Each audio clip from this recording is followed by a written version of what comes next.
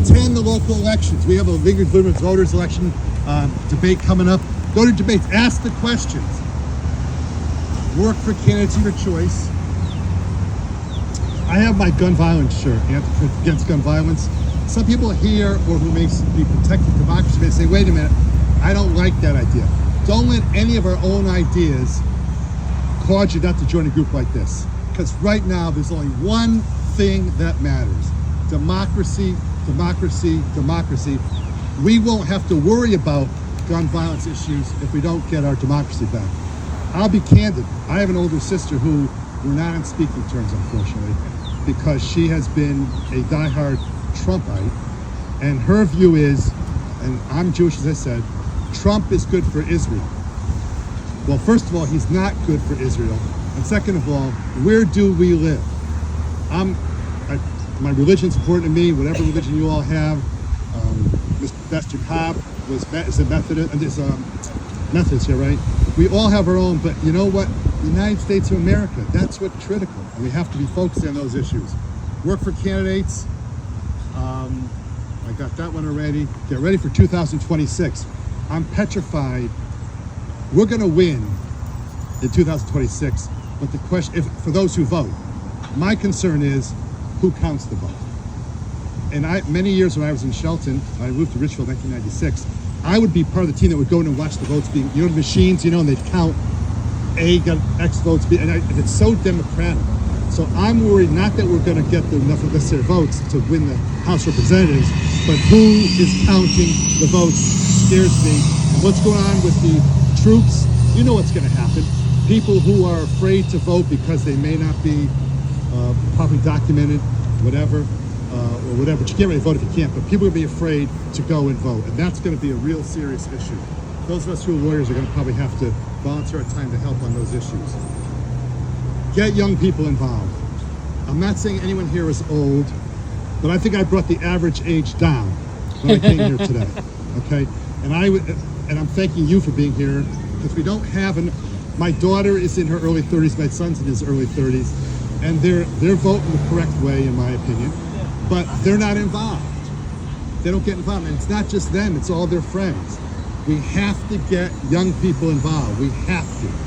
We have to get people involved, and right now I'm not doing a very good a job of that.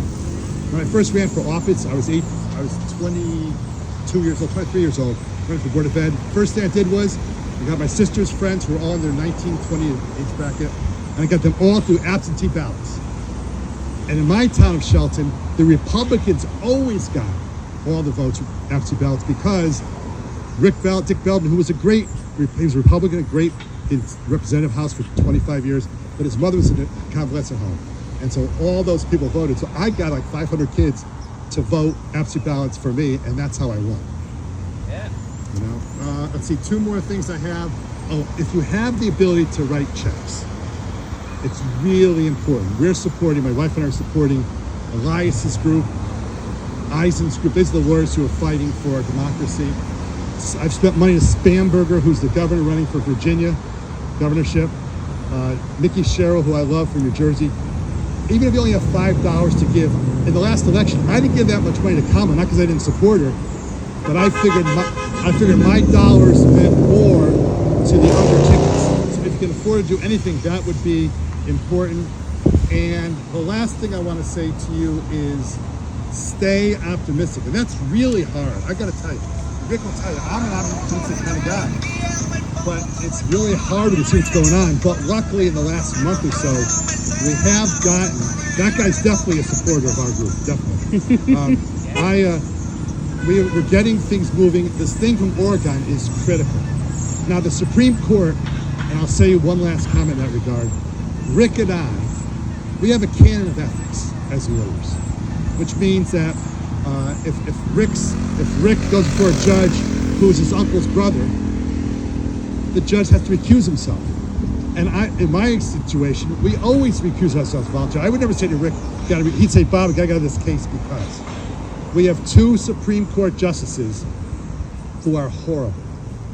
And they're horrible. They are entitled to their opinions, but has Clarence Thomas recused himself, despite getting all kinds of money for trips, has Alito, and these people lied under oath They lied under oath.